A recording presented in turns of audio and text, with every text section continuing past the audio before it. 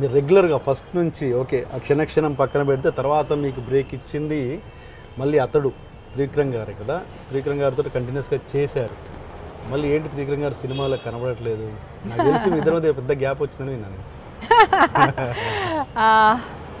యాక్చువల్గా అతడి కంటే ముందు నువ్వు నాకు నచ్చావు సార్. ఆయన రైటరు, నేను ఆర్టిస్టు. ఆయన నన్ను ఒప్పించి చేశారు. నాకు తెలీదు నువ్వు నాకు నచ్చే సినిమాలో నేను అంత ఫేమస్ అయిపోతాను. నేను ఎంఎస్ నారాయణ పెళ్ళం. నాకు ఆయన పెద్ద అతని వయసులో, నేను చిన్నదాన్ని. నేను నా ముగ్గురింటి నేను చేయనని గోల, కానీ ఒప్పించి చేపించారు ఆ సినిమా. తర్వాత ఇమ్మీడియట్గా మల్లేశ్వరి, దానికి కూడా త్రివిక్రమ్ గారు రైటరు. నేను క్షణక్షణం సినిమా చేస్తున్నప్పుడు అరే ఈ అమ్మాయి ఎవరో బాగుంది, బాగా డైలాగ్ చెప్పింది అని అనుకున్నారంట. అంటే జనరల్గా శ్రీదేవినే చూస్తారు, హేమని ఎవరు చూస్తారు యాక్చువల్గా. కానీ ఆ సినిమాని చాలామంది హేమని చూస్తారు. ఆ చూసిన వాళ్ళల్లో త్రివిక్రమ్ గారు ఒకళ్ళు. అట్లా చాలా పెద్దవాళ్ళు, డైరెక్టర్స్, ప్రొడ్యూసర్స్ చాలామంది ఉన్నారు. సో వాళ్ళ వల్ల ఇంకా క్షణక్షణం నాకు ఫుడ్ పెడుతుందని చెప్పాలి.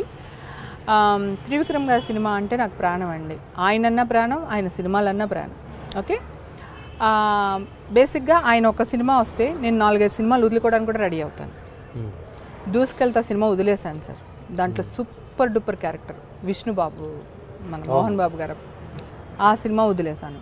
ఇంకొక 2 సినిమాలు వదిలేశాను ఆ టైంలో. సుప్రీం అని ఇంకోటి ఏదో వచ్చినాయి. ఆ టైంలో వచ్చిన 3 సినిమాలు డైరెక్టర్ గారికి తెలుసు. ఎందుకంటే 15 రోజుల వేషం అనుకోండి, 15 రోజులు ఇస్తారు వాళ్ళు. హీరో గారి ప్రాబ్లమో, ప్రొడ్యూసర్ ప్రాబ్లమో, డైరెక్టర్ ప్రాబ్లమో, షెడ్యూల్ పోస్ట్పోన్ అయిపోతుంది. అప్పుడు ఈ డేట్లన్నీ క్యాన్సిల్ అయిపోతాయి. వాళ్ళు మళ్ళీ ఫ్రెష్ డేట్లు అడుగుతారు. ఆ ఫ్రెష్ డేట్లో మనం వేరే సినిమా వాళ్ళకి ఇచ్చి ఉంటాం. అన్ని రోజులు గ్యాప్ ఉండదు కదా మనకి, ఇంకొక సినిమాకి ఇచ్చి ఉంటాం. ఆ ఇచ్చున్నప్పుడు వీళ్ళు మళ్ళీ డేట్లు ఇచ్చినప్పుడు అరే త్రివిక్రమ్ గారి సినిమా ఒకటి చేస్తే నాకు ఇంకొక 10 సినిమాలు వస్తాయి కదా అనే స్వార్థంతో నేను ఇలా చాలా సినిమాలు వదిలేసి ఆయన సినిమాకి డేట్లు ఇస్తాను. రెమండేషన్ మాట్లాడేటప్పుడు ఒకటి బయట సినిమాలకి ఎంత ఇస్తారో అంత ఇవ్వాలి. ఎవరో ఒక కో డైరెక్టరు, ఆయన కో డైరెక్టరు హేమ గారికి విత్ స్టాప్ ఇంత ఇవ్వండి చాలు అని చెప్పి మాట్లాడారంట. ఓకే, అతను ఎవడు నా రెమండేషన్ డిసైడ్ చేయడానికి? ఇప్పుడు ప్రొడ్యూసర్ ఉంటారు, మేనేజర్లు ఉంటారు, వాళ్ళు చెప్తారు అమ్మ నేను అంత ఇవ్వలేను, ఇంత ఇస్తాం, ఇష్టమైతే చేయండి, కష్టమైతే మానేయండి అంటారు. బయట సినిమాలకి ఇచ్చే రెమండేషన్ కంటే సకానికి సగం చేయమంటే 4 సినిమాలు నేను చేస్తే 7 లక్షలు వస్తుంది. మీ సినిమాకి 1,50,000కి 2 లక్షలకి 15 రోజులు 16 రోజులు ఎందుకు చేయాలి? నేను సినిమాలు వదిలేసిన విషయం త్రివిక్రమ్ గారికి తెలుసు. లాస్ట్ సినిమా కూడా వదిలేస్తుంటే ఆయనే అన్నారు సరే. అప్పటికే 3 సార్లు విష్ణుబాబు అడ్జస్ట్ చేశాడు, 3 సార్లు గీతా వాళ్ళు అడ్జస్ట్ చేసుకున్నారు. పాపం హేమ గారే కావాలి, సరే మన త్రివిక్రమ్ గారే కదని వాళ్ళు అడ్జస్ట్ చేశారు. తేజ సినిమా చేస్తున్నాను, ఒక హాఫ్ డే అడ్జస్ట్మెంట్ ఇవ్వలేదు. మీకోసం నేను ఇన్ని సినిమాలు వదిలేసి నేను మీకోసం ఇంత ఇలా చేస్తున్నప్పుడు మీ వాళ్ళు రెమండేషన్ కూడా నాకు సరిగ్గా ఇవ్వకపోతే నేను డైరెక్టర్గా నోటీస్ తీసుకెళ్ళాను. నేను కొన్ని విషయాల్లో మొహమాట పడనండి, నా తప్పు లేనప్పుడు నేను అసలు భయపడను. సో నేను వెళ్ళి డైరెక్టర్ గారు చెప్పాను, సార్ ఇట్లాగా మీ కో డైరెక్టర్ అసోసియేట్ ఇట్లా మాట్లాడారంట ప్రొడ్యూసర్తో, కొంచెం చెప్పండి సార్ అలా కాదని చెప్పి అన్నాను. ఈయన ఏం చెప్పారో అతను ఏం విన్నారో నాకు తెలియదు. అతను నాకు ఫోన్ చేశాడు, ఆ అసోసియేట్ ఆ కో డైరెక్టర్ అనే అతను నాకు ఫోన్ చేశాడు. ఫోన్ చేసి మేడం మీరు త్రివిక్రమ్ గారితో ఇట్లా చెప్పారంట, ఆయన నేను అలాంటి వాడిని కాదండి, నేను అలా మాట్లాడలేదండి అని చెప్పాడు. అతను మాట్లాడింది నాకు రెడ్ హ్యాండెడ్గా తెలిసిన తర్వాతే నేను త్రివిక్రమ్ గారి దగ్గరికి వెళ్తా. లేకపోతే నేను ఎందుకు వెళ్తా? ఎందుకంటే త్రివిక్రమ్ గారు చాలా పెద్ద డైరెక్టరు. ఆయన్ని నేను అబద్ధం చెప్తే రేపొద్దున నా కెరీర్ దెబ్బతింటుంది, లేకపోతే ఆయన దగ్గర నా విలువ తగ్గిపోతుంది. సో నేను ఆబ్వియస్లీ అబద్ధం చెప్పాను కదా, సో నేను చెప్పాను. అప్పుడు నాకు నా ఈగో హర్ట్ అయ్యి నేను ఈయనకి చెప్పాను, ఒకటే అమ్మాయి అడిగిన రెమండేషన్ ఇచ్చేయండి అబ్బాయిలు అని చెప్పాలి, లేదా సైలెంట్గా ఊరుకోవాలి. ఆయన ఏం మాట్లాడాడు ఈయన ఏమన్నాడు తెలియదు, నాకు మండింది. ఒకటి మీకోసం నేను 3 సినిమాలు వదులుకుని మీ సినిమాకి 15 రోజులు డేట్లు ఇచ్చినప్పుడు నా కోసం ఒక హాఫ్ డే అడ్జస్ట్ చేయలేరా? అంతమంది ఆర్టిస్టుల కాంబినేషన్, మార్నింగ్ చేసుకుందాం అనుకున్నది మధ్యాహ్నం నుంచి పెట్టుకొని ఏదైనా చెయ్యాలి అని మనసులో ఉంటే చేయొచ్చు కదా. నేను ఆయన దగ్గర 9 సంవత్సరాల నుంచి ట్రావెల్ అవుతున్నాను. ఈ సినిమాకే కదండి, ప్రతి సినిమాకి నేను 2-3 సినిమాలు వదిలేసి ఆయన సినిమాకి డేట్లు ఇస్తాను నేను.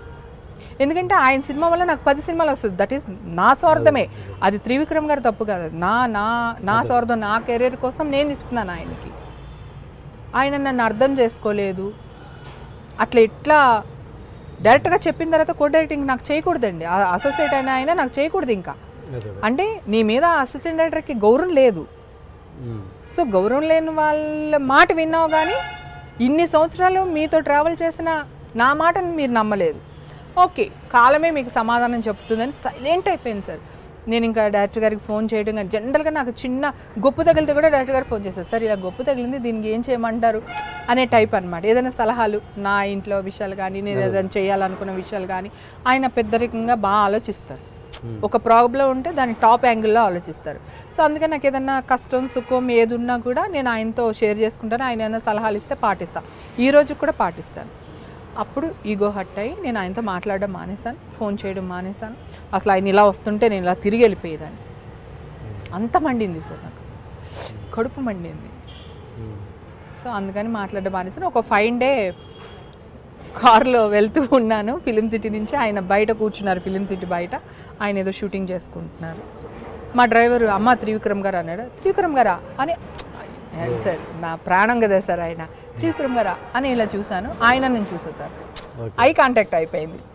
He's my godfather. ఇంక చూసిన తర్వాత నేను దిగి పలకరించకపోతే అది నా తప్పు అవుతుంది, దేవుని కూడా క్షమించాడు. నేను దిగి వెళ్ళి పలకరిస్తే ఆయన కూడా చాలా హ్యాపీగా లేచి నమస్కారం హేమ గారు ఎలా ఉన్నారండి, అదండి ఇదండి అని మాట్లాడి చాలా రోజులు అయిపోయాయి. ఏంటండి టీవీలో కేకలు అరుపులు అది ఇది అని అడిగితే సీరియస్గా తిడుతున్నారు. యాక్చువల్గా మా ఇద్దరి మధ్యలో అంత చనువు ఉంది, ఎందుకు అలా అరుస్తున్నారు, అవసరమా మనకి ఇవన్నీ అది ఇది అని అంటే నేను చాలా ఆయన ఎదుర్కొంటే నేను అస్సలు నోరెత్తి మాట్లాడిన సార్. ఆ బాధ వేరే డైరెక్టర్ ఉంటే ఏదైనా అనేసేదాన్ని, ఎమోషన్గా ఏడ్చేదాన్ని లేదా తిట్టేదాన్ని, ఏదైనా చేసేదాన్ని. ఈయన దగ్గర ఏమీ చేయలేను నేను. అందుకని మనసులోనే పెట్టుకుని దూరం అయిపోయా. అప్పుడు వెళ్ళి అలా అరిస్తేనే సార్ సీట్ ఇస్తాను అంటున్నారు. సీట్ ఇలాగే నవ్వారు ఆయన కూడా. ఆయన కుర్చీలోంచి లేచి నవ్వేసి చాలా హ్యాపీగా ఫీల్ అయ్యారు. ఇంకా మళ్ళీ ఆ రోజు నుంచి ట్రావెల్ మొదలుపోతుంది. అప్పటికేమైంది, మధ్యలో అతను చాలా లక్షలకి వేసేసి ఆ అసోసియేట్ డైరెక్టర్ గారు తీసి పాడేశారు.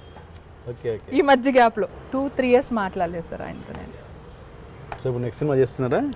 ఏమో తెలీదు సార్, అసలు నెక్స్ట్ సినిమా గురించి తెలియదు. అంటే ఎప్పుడు కూడా త్రివిక్రమ్ గారితో సినిమాలు కోసమే ఈయనతో మాట్లాడుతున్నా అనేది లేదు సార్. ఈయనే కాదు అసలు, పూరి జగన్నాథ్ కానీ వీళ్ళందరూ నాకంటూ ఏదన్నా జరిగితే నాకు త్రివిక్రమ్ గారు ఉన్నారు, పూరి జగన్నాథ్ ఉన్నారు, సుకుమార్ గారు ఉన్నారు, బోయపాటి గారు ఉన్నారు అనే ధైర్యం ఉంటుంది సార్.